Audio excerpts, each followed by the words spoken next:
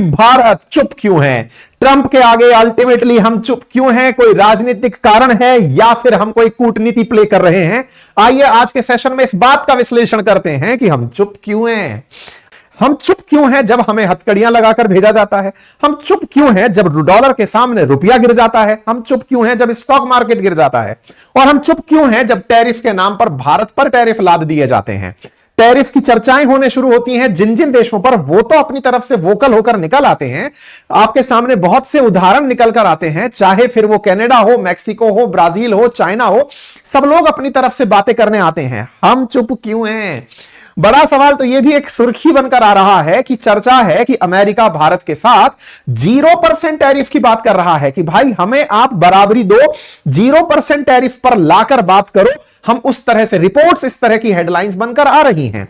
चर्चा है कि भारत के ऊपर इन टैरिफों के चलते इकोनॉमी और जीडीपी में काफी गहरा असर पड़ सकता है, कि हमारी जीडीपी गिर सकती है। प्रधानमंत्री आप चुप क्यों हैं? सवाल यही सब सवाल पूछ रहे हैं। ट्रंप जब से आए हैं टैरिफ टैरिफ चिल्ला रहे हैं। कनाडा, मैक्सिको, चाइना पर आते ही टैरिफ की बात की, लेकिन कनाडा जो कि पड़ोस में रहता है, अमेरिका से बढ़िया पैसे कमाता है, लेकिन उसके बावजूद भी ट्रंप के टैरिफ की काट में तत्काल प्रभाव से अमेरिका पर सेम टैरिफ लाद देता है। कनाडा के पीएम अपने पद से इस्तीफा जरूर दे देते हैं, लेकिन अपने देश के आत्मसम्मान में कोई कमी नहीं लाते, तत्काल प्रभाव से टैरिफ लाते हैं। आज का मैं आपको अपडेट भी दे दूं कि कनाडा और मैक्सिको पर अभी 2 दिन पहले जो टैरिफ लादे थे कि मैं टैरिफ लाद रहा हूं, ट्रंप फिर से सरक गए हैं। 1 महीने के लिए और टैरिफ सरका दिए हैं। इसका मतलब ट्रंप को कहीं ना कहीं कनाडा और मैक्सिको के द्वारा की गई प्रतिक्रिया का असर दिखाई दे गया है। पहले भी इसी तरह एक्सटेंड कर दिया था, फिर अब से एक्सटेंड कर दिया है, टैरिफ सरका दिए गए हैं। ऐसे में इनके द्वारा जो मंथ ऑन मंथ कनाडा को राहत दी जा रही है, यह तभी संभव है जब कनाडा भी इनके साथ सेम वैसा ही कर रहा है। चलो कनाडा एक डेवलप्ड इकोनॉमी है, बात मैक्सिको की कर ली जाए जो कि एक डेवलपिंग इकोनॉमी है, वो भी पीछे नहीं हटा। जैसे ही उसने इनके ऊपर बात आई, वो भी तुरंत बोल पड़ा कि साहब आप अगर हम पर ऐसा करने जाओगे नुकसान आपको भी होगा और हम आपके लिए तत्काल प्रभाव शांत हो जाएंगे, जरूरी नहीं है। मतलब मैक्सिको भी इनसे डरा नहीं। जिसके साथ इन्होंने दीवार खड़ी कर दी हो वो भी वोकल होकर सामने निकल आया। चीन ने तो युद्ध तक की धमकी दे डाली, जो हेडलाइन बनी कि अगर आपको टैरिफ वॉर लड़ना है तो क्यों हल्के में लड़ रहे हो, आओ हम हाथ दो कर ही लें और जान लें किसमें कितना है दम। चाइना की धमकी भी तगड़े से निकल आई। उसके बावजूद भारत, जिसको इन्होंने चुनाव के दौरान कहा कि यह बिगेस्ट टैरिफ चार्जर है, भारत चुप रहा। भारत की तरफ से भारत के ऊपर इन्होंने दिसंबर 1 को कहा कि जो भी हमारे लिए ब्रिक्स कंट्री सोचते हैं मैं उन पर 100% टैरिफ लगा दूंगा अगर वो डी-डॉलराइजेशन सोचते हैं। हम चुप रहे। ट्रंप 100% टैरिफ की थ्रेट को देते हैं, हम लोग इनकार कर देते हैं कि नहीं तुम ऐसा कर नहीं पाओगे, 100% टैरिफ की बात नहीं कर पाओगे। हम इस बात को इग्नोरेंस में लेकर चल रहे होते हैं, लेकिन फिर भी बजट में ट्रंप के सामने ही हम लोगों ने हल्के से टैरिफ को कम कर दिया ताकि हमारे ऊपर असर ना पड़े। प्रधानमंत्री ट्रंप से मिलने पहुंचते हैं, उनसे बढ़िया मुलाकात करके आते हैं, लेकिन उन्हीं के सामने यह भाई फिर से बोल पड़ता है कि मैं तो रेसिप्रोकल टैरिफ लगाऊंगा, जितना आप लगाते हो उतना लगाऊंगा। भाई सवाल तो बनेगा, और सवाल बनेगा तो सुर्खी बनेगा, और इसीलिए हेडलाइंस बन रही है प्रधानमंत्री आप चुप क्यों हैं, भारत सरकार आप कुछ बोल क्यों नहीं रही है। तो हम आज कारण तलाशने निकले हैं और लेकिन उससे पहले एक सबसे जरूरी बात, और वो ये कि एक छोटा सा कार्य जो हम अक्सर आपसे रिक्वेस्ट करते हैं वो है चैनल को सब्सक्राइब करने का। मेरे प्यारे साथियों, जहां आप मुझे सुन रहे हैं उसके नीचे एक सब्सक्राइब का बटन दिया हुआ है, जिसे दबाने में कोई खर्च नहीं आता, आपका समय लगता है 2 सेकंड का, लेकिन आपकी ये 2 सेकंड की कीमत हमारे लिए हौसला बनती है। अगर आप इस छोटे से काम को करते हुए आगे बढ़े तो ये हमारे लिए बहुत ही सकारात्मक रहेगा, हमारे हौसले को बढ़ाएगा, हम आप तक और अच्छा काम लेकर पहुंचेंगे, ये और सुनिश्चित करेगा। अब विपक्ष की तरफ से भी ये खूब बढ़िया तरीके से सवाल पूछे जा रहे हैं कि मोदी जी आपको इनवाइट नहीं किया गया था, आप व्यवहार में ही मिलने चले गए। प्रधानमंत्री को रिसीव करने के लिए बाहर तक ट्रंप निकल कर नहीं आए, जबकि जॉर्डन के किंग तक को लेने बाहर आए थे, जेलेंस्की तक को लेने बाहर आए थे, आपको लेने रिसीव करने नहीं आए। और तो और आपकी प्रेजेंस में ही कह रहा है कि रेसिप्रोकल टैरिफ लगाऊंगा, तो फिर भाई साहब आप चुप क्यों हैं। और तो और प्रधानमंत्री जी, आपने इलेक्ट्रिक व्हीकल्स की कीमतों के चलते या इलेक्ट्रिक व्हीकल्स में जो टेस्ला की एंट्री हो रही है उसके चलते भारत के मोटर्स के शेयर गिरते देखे। भारत का स्टॉक बाजार जो कभी 85,000 के अंक तक चला गया था, आज वो 74,000 के आसपास मंडरा रहा है। इसमें इतनी बुरी गिरावट हुई, आप कुछ क्यों नहीं बोल रहे? क्योंकि आपसे उम्मीदें हैं। उम्मीदें इसलिए हैं क्योंकि इलेक्शन कैंपेन में आपने कहा था कि भारत का बाजार जिस दिन इलेक्शन के रिजल्ट आएंगे और तीसरी बार मजबूत सरकार बनेगी, सारे आंकड़े टूट जाएंगे। मजबूत सरकार बनी, सारे रिकॉर्ड टूटे, 75,000 तक का अंक गया, लेकिन 85,000 से अब 75,000 की जो यात्रा हुई, फिर से प्रधानमंत्री जी सवाल यही आता है कि क्या सरकार में मजबूती नहीं बची? क्योंकि आपकी प्रेजेंस में ही स्टॉक मार्केट नीचे आ गया। गृह मंत्री जी ने भी उसी समय पर एक बयान देते हुए कहा था कि अगर आप हमारी जीत से स्टॉक मार्केट को जोड़ते हैं, हालांकि इसका कोई डायरेक्ट रिलेशन नहीं है, लेकिन फिर भी अगर आप जोड़ते हैं तो भाई देखिए, फिर तो तीसरी बार स्थायी सरकार आ रही है, और ऐसा है तो फिर 400 पार के चलते बाजार ऊपर जाएगा। तो जिस समय चुनावों के समय बाजार ऊपर जाएगा, इतना बड़ा मुद्दा था, आज वो ऊपर से धाड़ से नीचे आ गया, लगातार नीचे के वो रिकॉर्ड बनाता जा रहा है। रिकॉर्ड ऐसे कि तुलना ये की जा रही है कि 5 महीने की मंदी तो 1996 में आई थी, वो मंदी अब आ रही है। सवाल फिर से बड़े हैं कि प्रभु अब क्यों नहीं कुछ हो रहा? हमारा देश स्टॉक मार्केट के डूबने पर कुछ क्यों नहीं बोल रहा? ट्रंप फिर से कहते हैं कि मैं 2 अप्रैल से लगा दूंगा रेसिप्रोकल टैक्स, हम फिर चुप हैं। तो भाई साहब, कारणों में सबसे पहले कारण तक निकलते हैं। उम्मीद है कि आप सबके दिमाग में भी यही सारे प्रश्न अब तक तैर रहे होंगे, क्योंकि अखबारों की हेडलाइन बनने शुरू हो गई है, भारत चुप क्यों है? आइए तलाशते हैं कहीं क्या कारण, क्योंकि सरकार ने तो अभी तक आंसर दिया नहीं है, फिर भी क्या पता चुप्पी के भी कुछ ना कुछ कारण होते हो। तो आइए कारणों में सबसे पहले कारण तक बढ़ते हैं। पहला कारण जो लगता है वो ये है कि ट्रंप ने जो भी बयानबाजी अभी की है वो पहली बार नहीं है। ऐसा मैं क्यों कह रहा हूं? वर्ष 2017 से 21 के बीच का जो इनका दौर था, उस दौर में भी ये इसी तरह के बयानों के लिए जाने जाते थे। उस दौर में भी जैसे आज ये टेस्ला और हार्ले के लिए बातें कर रहे हैं, ये उस समय भी करते थे। ये वही हार्ले मोटरसाइकिल है जिसका ये वीडियो हम निकाल कर लाए हैं वर्ष 2018 का। 2018 26 फरवरी का यह वीडियो है, जिसमें ये हार्ले डेविडसन नामक जो मोटरसाइकिल है, उसे भारत में लग रहे टैरिफ के बारे में भारत सरकार से जो बातें की हैं वो पब्लिकली बोल रहे हैं। कह रहे हैं कि भारत 100% टैरिफ लगाता है। उनसे बात करते हैं तो कहते हैं सर 75 कर देंगे, फिर कहते हैं तो 50 कर देंगे सर। तो ये उस बात को उस समय भी कह रहे थे कि साहब रेसिप्रोकल टैरिफ होना चाहिए। अच्छा, ये वो हेडलाइंस है, ahead of Trump call probe on Harley Davidson. Bharat ने बकायदा हार्ले डेविडसन के केस में 2018 में यह ट्वीट है सुहासिनी हैदर जी का, जिसमें भारत ने टैरिफ कम किया। Didn't just Harley Davidson tariff, paper show that the department of revenue intelligence closed an investigation on alleged duty evasion by Mobike company just ahead of Trump Modi call। उस समय पर भी Trump और मोदी जी की जो बातचीत थी, उससे पहले इस तरह का सेटिंग किया गया था कि टैरिफ घटा दो और हार्ले पर जो जांच बिठा रखी है उसे बंद कर दो। 18 से ही इन महाराज का यही रौद्र रूप देखा गया है। ये 2019 की कटिंग है। ये 100% टैरिफ की न्यूज 2019 में भी आई थी। ट्रंप ने अपनी तरफ से कहा था कि इंडिया बहुत ज्यादा टैरिफ हमसे लेता है। 2019 की ये ट्वीट है जो आपके सामने आ रही है, जिसमें वो मोटरसाइकिल की चर्चा तब भी कर रहे थे और वो कहते थे कि ये लोग हमारे पास जब भेजते हैं हमसे कोई टैरिफ एक्सपेक्ट नहीं करते। I want A reciprocal tax, ये रहा वो रेसिप्रोकल टैक्स। 2019 में जिस व्यक्ति ने पूरा समय रेसिप्रोकल टैक्स करके कहा था, ये व्यक्ति आज भी वही दोहरा रहा है।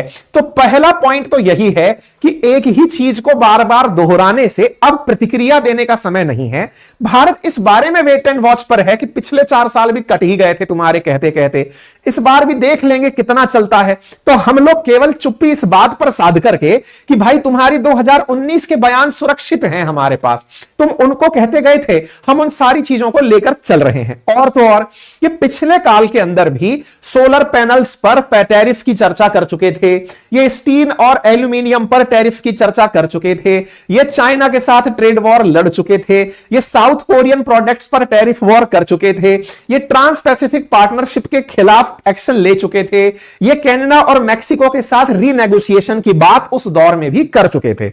हमारी मेमोरीज या तो शॉर्ट हैं या फिर ये खबरें उस दौर की हमें याद नहीं है। पिछले दौर में ये सारी घटनाएं एज इट इज हुई हैं जो इस दौर में और तेजी से हो रही हैं। अच्छा, एक और पॉइंट आता है और वो क्या है? भारत सरकार चूंकि लंबे समय से देखती आ रही है, ट्रंप को पहले भी देख लिया, बीच में बाइडेन देख लिया, अब फिर ट्रंप आ गया है, तो इसको देखती आ रही है। इस विषय पर भारत के विदेश मंत्री का बयान जो उन्होंने हाल ही में चैथम हाउस ब्रिटेन में दिया, वो जरूर जानने लायक है। उन्होंने अपने बयान में यह कहा कि मैं इस बात से बिल्कुल सरप्राइज नहीं हूं। सरप्राइज क्यों नहीं है साहब? तो इन्होंने अपनी तरफ से कहा कि आई एम सरप्राइज्ड, कि लोग सरप्राइज्ड हैं, लोग सरप्राइज हो रहे हैं, मैं इस बात से सरप्राइज्ड हूं, होना नहीं चाहिए। बोले क्यों? बोले जिस आदमी ने पूरा चुनाव प्रचार अपने एक एजेंडे को लेकर किया हो और वो व्यक्ति चुनाव जीतकर आ गया हो, तो उसने जो कमिट किया है अपनी जनता से वो तो एग्जीक्यूट करेगा। ट्रंप ने ऐसा कुछ भी नहीं किया है अभी तक जो उसने कमिट ना किया हो। वो चुनाव प्रचार में जो जो बातें बोला था वो सारी बातें करता चला जा रहा है, तो हमारा इस पर रिएक्शन देना बनता नहीं है। अच्छा, ये इस बात को कह क्यों पाते हैं? क्योंकि इन्होंने भी, यानी कि मोदी गवर्नमेंट ने भी अपने कालखंड में जो प्रोमिसेस चुनाव में किए, चाहे फिर वो जम्मू कश्मीर के संबंध में मामला हो, आर्टिकल 370 का हो, चाहे राम मंदिर का हो, तमाम वो मामले, चाहे यूसीसी पर बात की हो, ट्रिपल तलाक पर बातें चर्चा की हो, उन सब पर कुछ ना कुछ एक्शंस आगे लेकर के जो चुनाव के वादे थे उन्हीं को तो एग्जीक्यूट करने निकले। तो बोले जनादेश जो हमको देता है वो काम किया जाता है। ट्रंप को जनादेश इस बात का मिला है तो वो उस काम को कर रहे हैं। हम इस बात से तो सरप्राइज नहीं है। साथ ही साथ हमने अपनी तरफ से तैयारियां कर ली हैं। इस बात को निर्मला सीतारमण जी ने भी कहा कि देखो ये जो हो रहा है इससे निपटने के लिए तैयारियां चल रही हैं। क्या तैयारियां चल रही हैं? तैयारियां ये हैं कि हमारा कॉमर्स मिनिस्टर पीयूष गोयल 7 दिन की अमेरिकी यात्रा पर है। अब आप कहेंगे साहब उनको क्यों भेज दिया? बोले यार व्यापार का मंत्री जाएगा और कौन जाएगा? इसके पीछे का एक कारण और भी है, और वो कारण ये है कि अभी अमेरिका और भारत के बीच में जो ट्रेड है वो लगभग $125 बिलियन से $150 बिलियन के बीच का रहता है। उससे $500 बिलियन तक ले जाने की बात ट्रेड मिनिस्टर ने अभी 2 हफ्ते पहले ही की थी कि भारत और अमेरिका बातचीत कर रहे हैं कि कैसे हम अपने व्यापार को $500 बिलियन तक लेकर जाएं। इसका मतलब ऑलरेडी हम लोग ट्रेड के वॉल्यूम को बढ़ाने पर काम करना चाह रहे हैं। ऐसा अगर होता है तो ये ट्रेड वॉल्यूम बढ़ेगा तो सारी तरह से मंदी को काउंटर किया जा सकेगा, टैरिफ से हुए नुकसान को प्रोडक्शन इंक्रीज करके कंपनसेट किया जा सकेगा, क्योंकि टारगेट $500 बिलियन है, अब से 4 गुना ज्यादा का टारगेट है अगले 6 से 8 महीने में। इसका मतलब कहीं ना कहीं इंटरनली दुनिया में जो चल रहा है उसका बेनिफिट उठाने की तैयारी में भारत पहले से तैयारी कर रहा है। अच्छा, एक और चीज जो आती है वो क्या है कि इस समय पर इंडिया के साथ जो टैरिफ का गेम ये खेलना चाह रहे हैं उसके लिए हम लोग तैयार हैं और इसके लिए हम सरप्राइज भी नहीं है। लेकिन भारत इस अवसर की तलाश में भी है कि अगर पड़ोसियों के साथ वो किसी तरह का टैरिफ गेम खेलता है और भारत उस समय एक बेहतर अल्टरनेटिव बन के आ जाता है तो उस मौसम को क्रैब कर लिया जाए बयानबाजी करके, क्योंकि ट्रंप के खिलाफ जेलेंस्की की बयानबाजी ही इतना नुकसानदायक बनी कि उसे इतना नुकसान झेलना पड़ा, क्योंकि ट्रंप व्यापारी आदमी है, इगोइस्टिक आदमी है, जो उन्होंने पर्सनैलिटी शो की है कैमरे पे वो उसे ही फुलफिल करते चल रहे हैं। तो भारत उससे आर्म लेंथ डिस्टेंस लेकर चल रहा है कि बयानबाजी में नहीं, फायदे पर फोकस करना है, क्योंकि दुनिया को डिप्लोमेसी का पाठ भारत ही तो पढ़ाता है।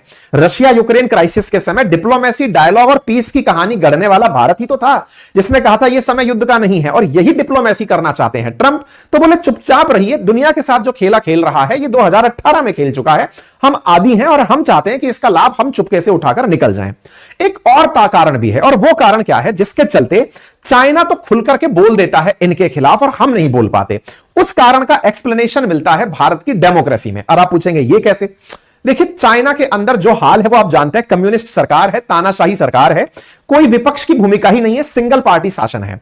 सरकारें आती हैं, फुल पीरियड ऑफ टाइम के लिए अपना काम करके चली जाती हैं। आर्थिक दशाओं की अगर बात करें तो भारत से 5 गुना बड़ी इकोनॉमी ये रखते हैं और इन्हें पता है कि अब नंबर 1 और 2 की लड़ाई है तो 2 वाले को अब 1 को चैलेंज करके ही आगे बढ़ना पड़ेगा। ये तो खेल खेल जाते हैं। हमारे साथ इस बार एक गड़बड़ हो गई, और वो क्या गड़बड़ हुई? इस बार भारत में जो सरकार है ना, ये पूर्ण बहुमत की सरकार नहीं है, और भारतवासी इस पूर्ण बहुमत की सरकार के ना होने के नुकसान फिलहाल फील कर रहे हैं। वो कैसे? याद करिए कि 2014 में केंद्र के अंदर भाजपा प्लस की सरकार 336 सीटों के साथ थी, जिसके चलते बीजेपी के पास जो बहुमत था उसके चलते उन्होंने काफी बड़े बड़े डिसीजंस उस समय लीड करके लिए। चाहे 370 का मसला हो, चाहे राम मंदिर का मसला हो, ट्रिपल तलाक का मसला हो, या पाकिस्तान पर सर्जिकल स्ट्राइक का मसला हो, ये सब खूब डेडिकेशन के साथ लिए गए फैसले थे। लेकिन 2024 का जो मामला हुआ जिसमें 400 पार की कवायद की गई थी वो फुलफिल नहीं हो पाई और बहुमत अटक गया सहयोगियों के भरोसे। सरकार तो बना गए लेकिन बीजेपी ने बहुमत खो दिया। बीजेपी का जो बहुमत 272 से ऊपर का रहने का था वो 240 पर अटक गया, सहयोगियों के भरोसे हो गए। और जो सहयोगी हैं वो जाने जाते ही इस बात के लिए हैं कि और कितना दिन चलोगे। मतलब एक और डर है जिसको खुलकर सरकारें तो बयान करेंगी नहीं, लेकिन चर्चाएं हैं तो होंगी ही भाई। एक और कारण भी, और वो ये है कि भारत को सैंक्शन का डर बड़ा रहता है। और आप पूछेंगे ये क्यों?